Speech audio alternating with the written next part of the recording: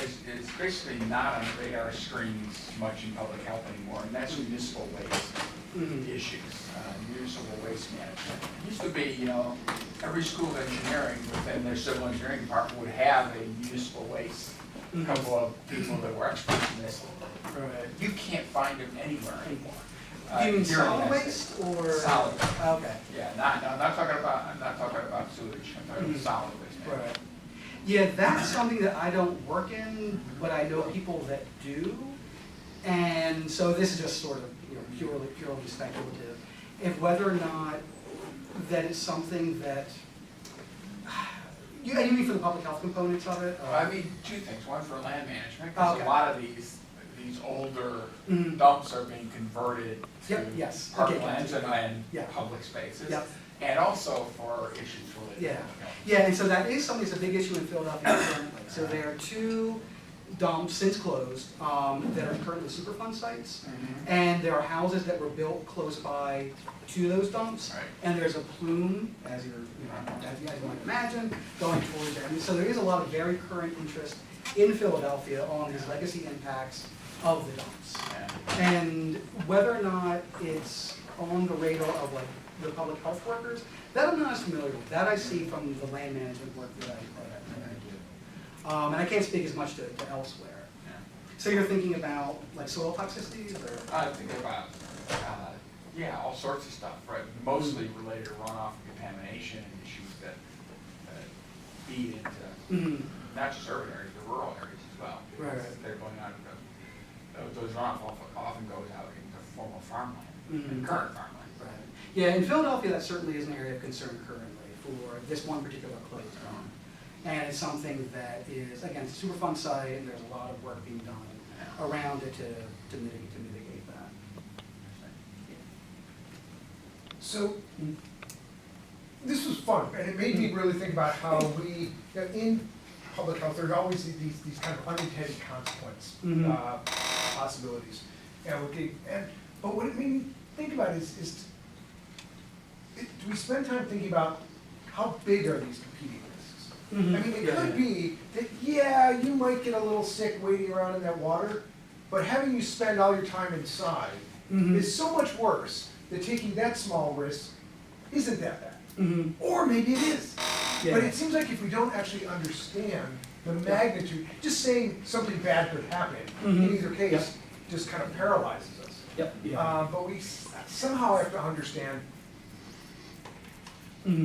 how big is the problem and what's the, you know, what is the kind of better thing to do for public health? When nothing is perfect. Yeah.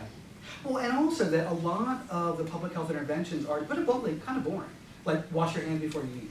I mean, these are things where if you go out in a park and you wash your hands, you're going to, mitigate that risk immediately. Yeah. But it's something that isn't as sort of exciting as a novel technology that you're going to put in to kill the bacteria initially. And also doesn't have as big shock to the local economy, to be blunt, as if you're building infrastructure. And this is something also that I learned. So I was here 10 years ago as a AAAS policy fellow, if you're familiar with that, for a couple of years.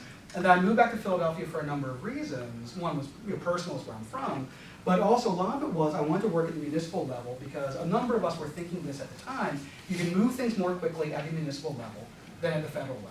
And this was sort of this given that a lot of us were acting on, and that was what I acted on. And then what I realized was that yes, things can change more rapidly, and then they can change again more rapidly. And so there's a certain level of continuity that you don't see, or at least that I didn't in my experience in Philadelphia. But it's something that's great, and this is actually, believe it or not, answering the question, is that having these more agile systems so you can try out different things. And so these decisions aren't irrevocable. And it's something that there are sort of cultural, I mentioned cemeteries, there are also our public gardens that can hold spaces open, there's mural programs that will hold vacant lots open, believe it or not.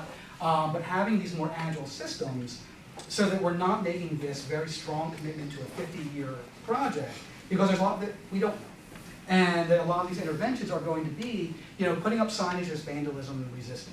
And that's something that people say, well, what does that mean? Because we need to try different things. Doing, education with young people in the parks. Really hand washing. There are these things that, it's kind of hard to get people excited about washing your hands. It's hard to get people excited about things that your parents told you to do. And that's where with a lot of these, it's this long term, but then trying to develop these agile systems. And in Philadelphia, there's a lot of work that, moving along with that towards green infrastructure, mitigating the combined sewer overflows, by basically putting in plans to prevent flooding. I'm very much simplifying there. And that's a very agile system. It was designed as an agile system, so trying things out. And there are evaluations going on to know what works. Yeah, I mean, yeah, that's the other thing, yeah. is evaluations are kind of the least sexy part of all of this. And Yeah. if you, no matter how many, experiments you try, if you never evaluate them, you don't know. Yeah. With this, with the green infrastructure in Philadelphia, it's because of the Clean Water Act and Right, there's right. legal requirements, Yeah. which is great, but it means that it is getting evaluated. Yeah, sorry. I mean, following up on George's question, do you think with all of this disease that's rampant, there would be no population in Philadelphia? And so, what I'm saying is, one of the things you see in public health as an example in terms of toxins, in terms of infectious disease, the highest area of thyroid cancer is around Los Alamos. It's over here. The rest of the state is almost zero. Do you in fact have these zones? Is there the follow-up that you were saying? So the so-called effect size or the impact factor, do you in fact see, like that poor area that you showed, do those kids have more GI distress and coming in with asthma complaints and so forth in other areas of the city? Yeah, so I've looked, and this just looking over, data sets with that, and I didn't see any. And what I did at first was I was looking at, well, post-flood, do you see an increase? But then the problem is you have one flood, you have a flood 3 days later, and there's a lot of these confounders. And then what I did is I was like, oh, well, I'll look at dry times. And so you space out dry times, and I'll be perfectly honest, I was just eyeballing the data sets. And I did not see a dip from that. And something that is related to what you were just saying, I was showing a class typhoid fever deaths in Philadelphia prior to water filtration. Yeah, and that's actually Adam Levine did that. And there's, That's exactly what yeah, and hundreds of people die per year. But then what I, to be honest, never noticed until this year is that thousands of people did not. And the vast majority of people weren't dying from drinking directly sewage contaminated water. And this is something that I'm stepping totally out of my area of expertise, and and it was something that was almost jarring to me thinking about these people that are drinking this water directly contaminated with human feces coming out of their tap, and the vast majority of them, probably getting sick from it, but we're not dying from it.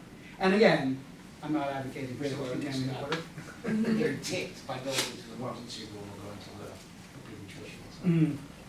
Yeah, and so for a lot of this, and to directly address your question, I mean, most people that are going there, they might get, say, limited diarrhea, it won't be counted, or they are washing their hands, or they're otherwise good health, and they can deal with some input from it. Really, I mean, I've been knee deep in that water before, and